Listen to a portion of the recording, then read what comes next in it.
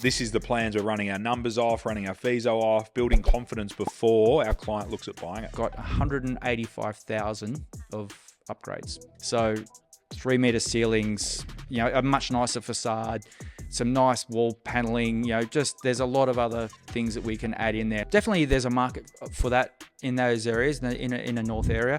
And I just showed you 4 comps, but I've got actually about 12 to 15 on file.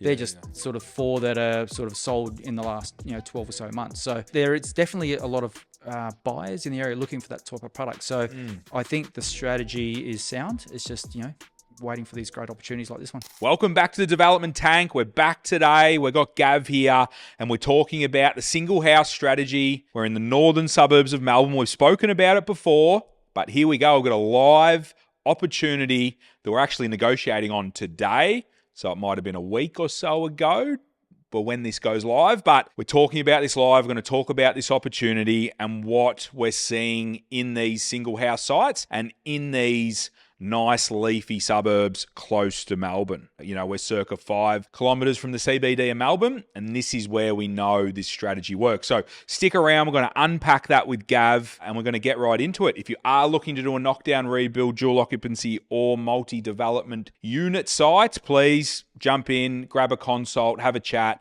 We're here to help. We are experts in this field, so make sure you get involved. Please come across to Peter Kelly Official. Come say hello, dropping value there all the time, and jump into the littlefishnetwork.com.au.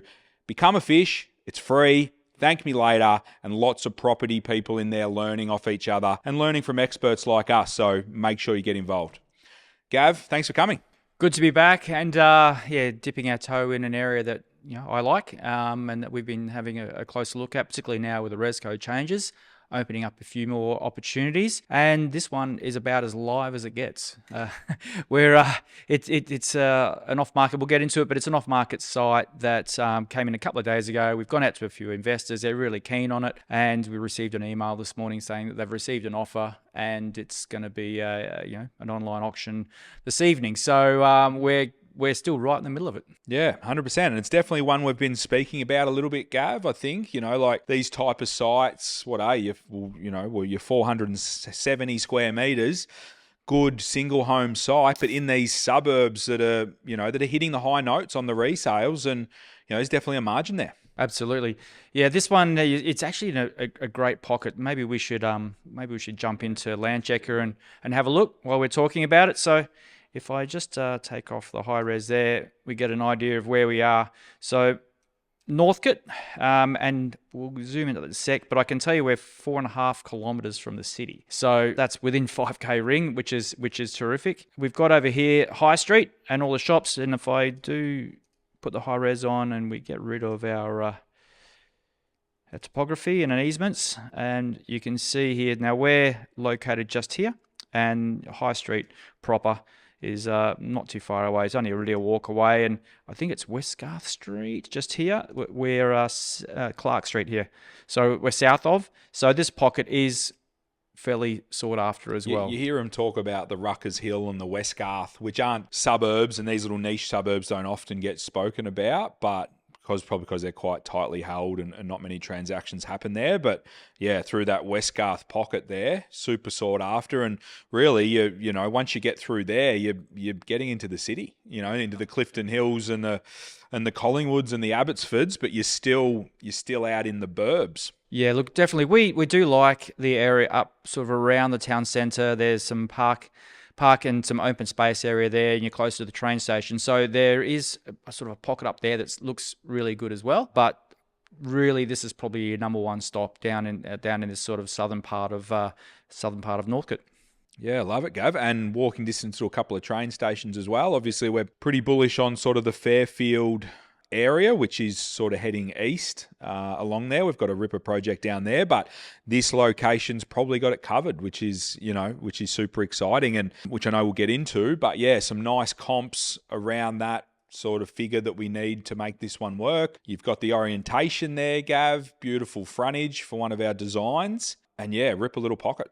So yeah, look, we're 474 square meters. Now that might not sound like a lot, but in these inner city sort of areas, Northcote and the like, that's actually pretty normal. And only a 12.2 meter frontage. So again, you might think that's a bit light on, but again, in these areas, they're doing dual-locks on these sites. So it's pretty common practice. So I guess that's what we had touched on the last few episodes, where we go into these areas and the ResCode opens it up. And what that does is it just enables us to put a larger dwelling on these sites. Not that you want to go huge, but it's not the main reason people buy houses in these areas, but it just makes it a lot easier to get a good design through council a lot quicker.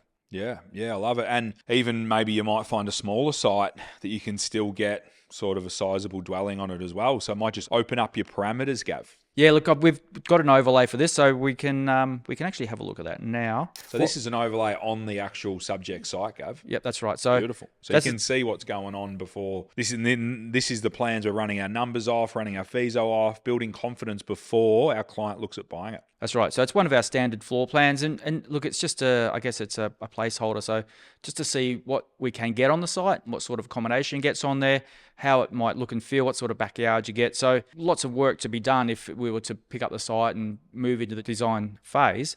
But this, as you're saying, having an overlay in front of you when you're looking at a feasibility and you're thinking sending about it to agents. Absolutely. It's a great tool to have, and we do it for our clients all the time. So what we've got here is it's 41 and a half squares, and it's 5 bedrooms. So we've got our 6 meter setback, which is the new ResCode change. I think in this location anyway. You weren't far off anyway, were you? We were probably going to be okay, but that doesn't always, actually does not always happen, that's for sure. So we don't have to get into the detailed design here. It's just that we've got 5 beds. We've got a second living room at the front of the house. If I just quickly skip upstairs, there's your 3 sort of kids' bedrooms, if you want to call them that. Probably a study if you don't have 3 kids, and a family bathroom. I don't think you need too much more than that. It's functional, particularly for a 41 square house. At the other end of the house, you've got a comfortable master ensuite. It's your pad, Gav. Yeah, look, I'd be pretty happy with that, particularly being at the other end of the house from the kids. would be nice, and overlooking the pool downstairs, which we'll just jet back here. So what we've done, again, it's just a placeholder.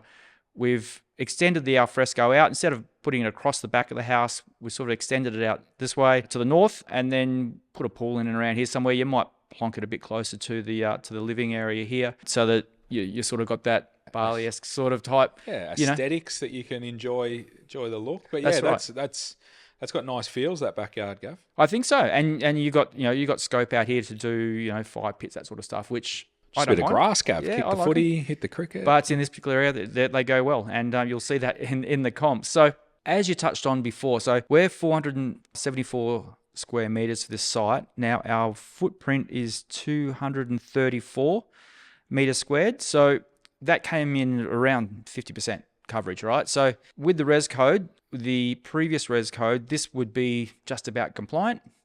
So what this means, though, is with the new ResCode, these sites are now 60% coverage.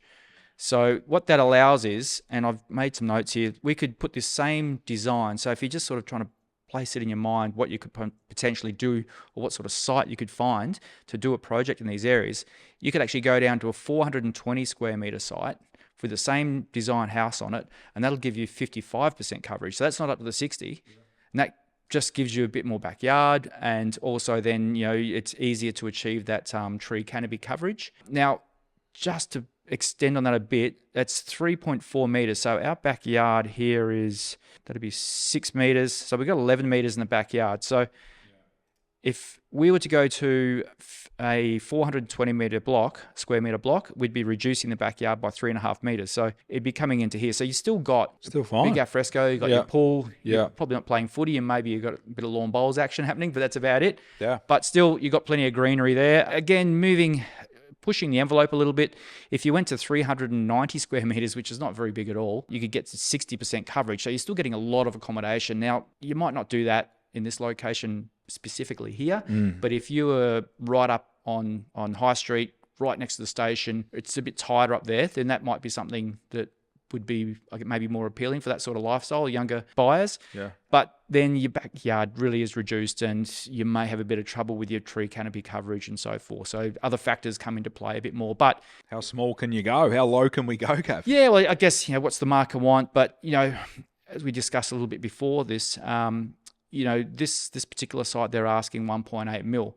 But if we were going to go for a 420 square meter block, then you're probably taking 200 or 300 off that easily. Yeah. And your resales may be down a little bit as well, but your overall project value will be less, and that might be making it easier for every other developer to get into the market and give it a crack. Yeah. I like it, Gav. Great insights. So where do we go now? Have we got a bit of a FISO? Yeah, let's have a look at some numbers. Fisher, I know you're waiting for the FISO, waiting for the numbers. Right, like I said, this is off market. It's actually 41.5 squares, so we pushed it out a little bit. So what I've done is, we're working on the numbers at the moment, but I've got a budget in here of 1.85. So we've got a bit of headroom, and we've still got to actually sit down after this and work through the numbers and just work out if what is our max number and then number. But you're sort of thinking that's probably where we see it sitting. That's probably fair to say? Yeah, look, if the vendor is open to discussing this sale now at 1.8 and they're going to push it through, that means they're happy with that. So they would have taken that. So it's just a matter now of if we're competing against another developer or a homeowner, and where does their numbers stack up, where do our numbers stack up, and how hard do you want to push it. So that's really what it comes down to. But if we find our max number, then at least we know what we're working towards. Yeah.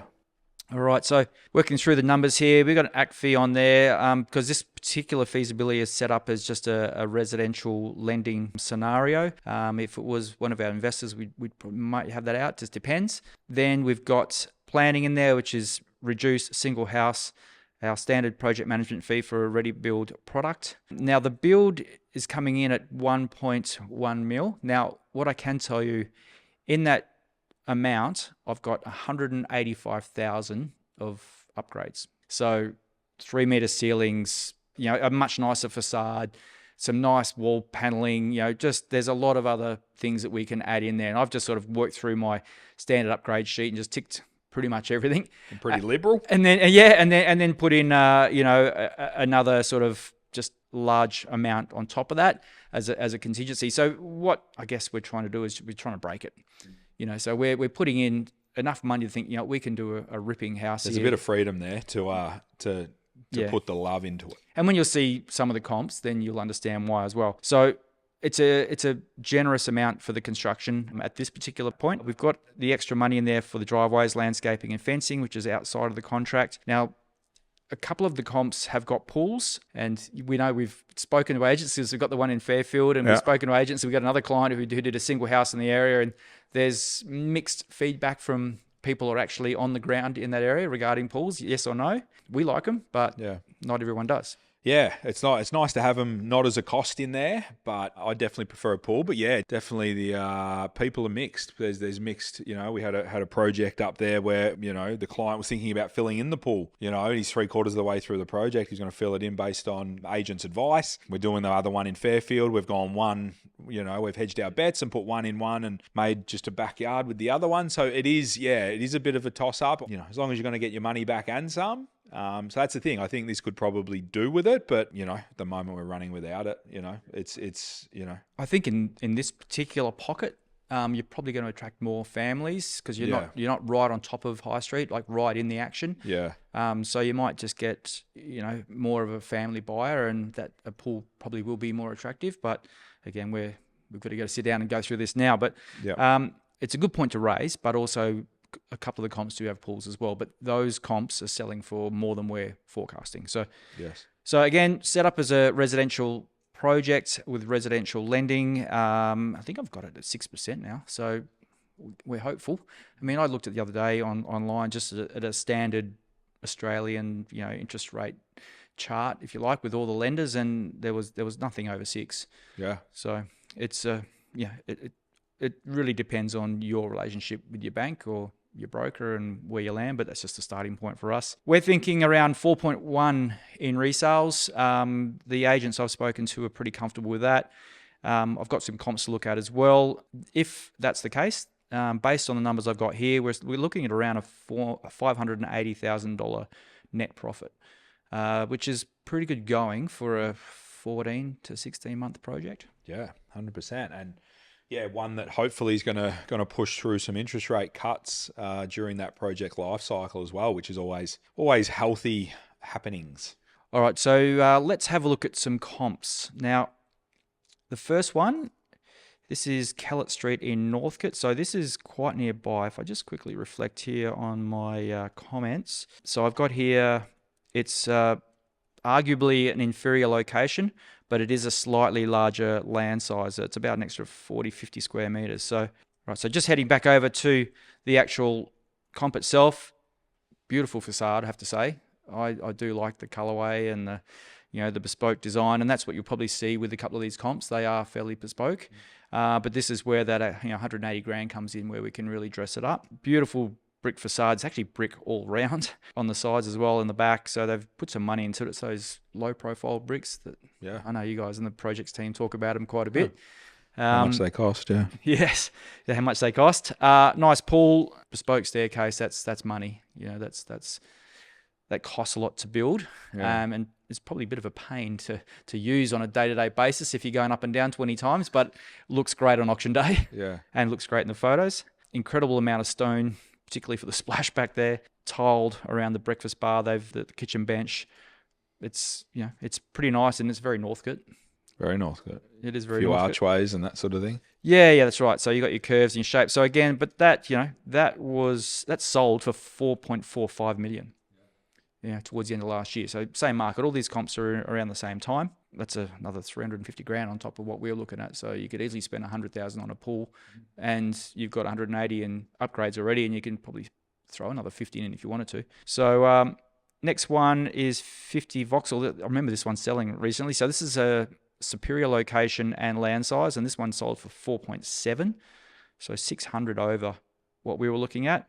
And we'll just do a quick fly through again. You've got another pool. It's there's the fire pit for you. I know you love them, don't you? Nice open living area. Looks some nice finishes. Lots of stone there on that kitchen bench. Again, they love the stone over there, but it does look great. So, there was a floor plan on that one. I think this one was 5-bed as well. So 2, 3, 4, 4-bed. That one was a 4-bed. Yeah. So we are offering an extra bedroom. Bit of a master on ground, yeah. And we probably won't spec it quite as, elite as that. No. But that's another good example. This one is comparable location and comparable land size. So this one is just nearby.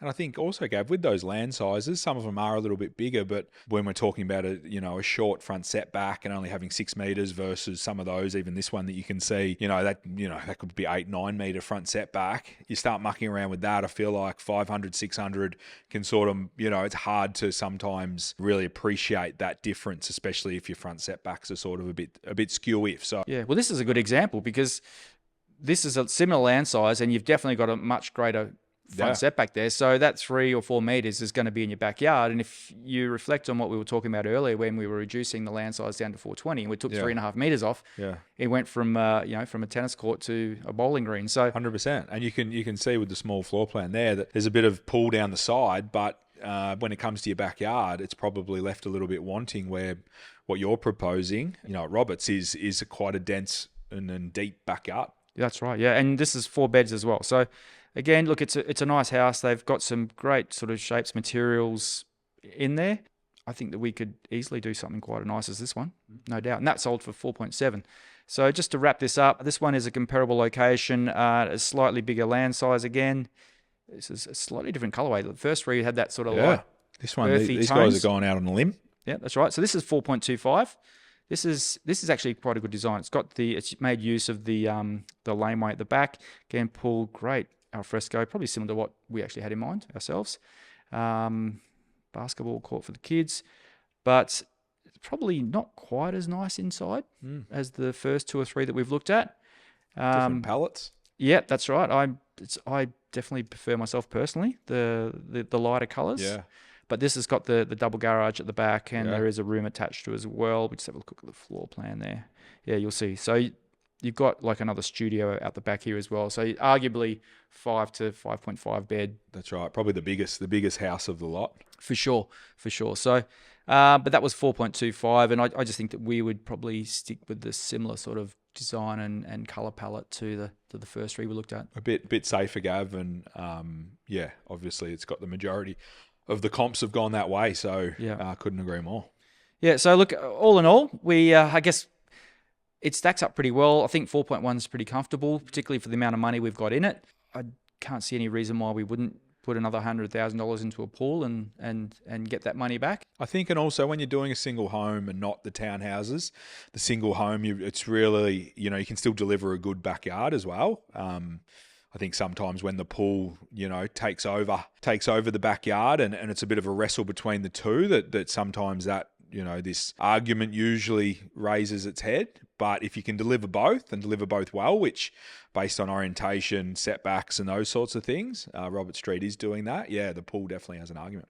Yeah, so I think it's a great site. Our investors are pretty excited about it as well. So we need to sit down now and go through this in more detail, continue to try and break the feasibility, put some money in where we need to, take it out where we don't, and put our best foot forward this afternoon. Yeah, nice. Like it, Gav. Well done. Off-market opportunity. Obviously, we've sort of been working on it the last sort of handful of days in anticipation for the contract to be available, and obviously now it is. So now the whips are cracking. Pumped with this one. And I think just that strategy, I think a great example of how that strategy can work in your inner, your inner suburban suburbs where the house blocks sometimes are your 400 to 500, where in times gone by, you probably look at them and go, oh, what are you going to do with that? But what are you going to do with that? Well, you just showed us. So great strategy. Definitely there's a market for that in those areas, in a north area. And I just showed you 4 comps, but I've got actually about 12 to 15 on file. They're just sort of 4 that are sort of sold in the last 12 or so months. So it's definitely a lot of buyers in the area looking for that type of product. So I think the strategy is sound. It's just, waiting for these great opportunities like this one. Yeah, and I think that's a great point, Gav. Like showing the comps is nice, but, we obviously go to extra lengths. We speak to agents, brand new product of that sort of size and volume that we're offering. You can look up Northcote right now or those, real Westgarth, Ruckers Hill sort of areas, and you won't have one for sale. Like you can't buy one right now. So it's going deeper into those levels that, hey, a 5-bedroom home that probably belongs maybe down Bayside from a size perspective, but it's up there on top of Ruckers Hill there in the nice pockets of Northcote. Very sought after, and by the time it comes to market, I'd be very shocked if it's not, highly competed for. Yeah, and like again, this is only 41.5 squares, and we're only at 50% coverage. So we've got scope if we choose to we can add a couple of squares onto it, push it out a bit more, put a bit more into the living area, open up the master suite a bit, that sort of thing. So if you wanted to, but you've got that flexibility, which is what the ResCode does now. Yeah, 100%. And that's the thing. If it was more for an owner-occ, where where they're like, hey, this is what we want, exactly what we want, rather than just doing it for the broader market and from a feasibility point of view. But yeah, as an owner-occ, maybe you do go bigger, that living area outside. So I love it, Gav. I think great strategy, sound strategy, and like I said, puts itself in the way of potentially a couple of interest rate cuts is pretty exciting as well. Yeah, look, hopefully we can pick it up today for our client and put a real ripping house on there. Yeah, nice work, Gav. Thanks for jumping on, and we'll see you probably in a couple of weeks. Look forward to it. Good work. Anyone that's going to get value out of that, please like, share, subscribe. That was a cracker today, and that's a good little strategy, like Gav mentioned, that can be used on a fair few different blocks and even some smaller blocks than you might think. So have a look, book a consult down the bottom if you like, and if you're interested in either doing dual occupancy, single home build like this one, or a multi-development unit site, make sure you get across to Peter Kelly Official over there at Instagram. Come say hello and jump in the littlefishnetwork.com.au. Thank me later. Happy developing.